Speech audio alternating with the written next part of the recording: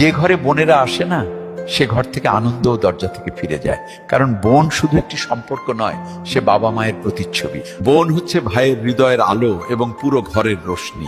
যখন সে বাপের বাড়ি আসে, মনে হয় যেন শূন্য উঠোন আবার হেসে উঠেছে। তার হাসিতে বরকত থাকে, তার কথায় শান্তি থাকে এবং তার দোয়ায় এমন শক্তি থাকে যা যে কোনো ঝড়কে থামিয়ে দেওয়া যায়। কিন্তু অনেক সময় আমরা সেই বোনকে সেই ভালোবাসা, সেই সম্মান দিতে পারি না যার সে যোগ্য। কখনো স্ত্রীর কথায় বা সমাজের ভয়ে, কখনো নিজের অহংকারে ডুবে আমরা তাকে অবহেলা করি। বোন কিছুই বলে না, শুধু চুপচাপ সহ্য করে। কিন্তু যখন বোনের হৃদয় ভাঙে, তখন তার নীরবতা সেই ঘরের দেয়ালে ধাক্কা খায় এবং ধীরে ধীরে সেই ঘরও শূন্য হয়ে যায়। যদি আপনার সাথেও এমন কিছু হয়ে থাকে, তবে আজই হৃদয় থেকে পুরনো অভিযোগগুলোকে একটি পুরনো মুদ্রার মতো দূরে ফেলে দিন। আপনার বোনকে আবার আপনার হৃদয়ে জায়গা দিন।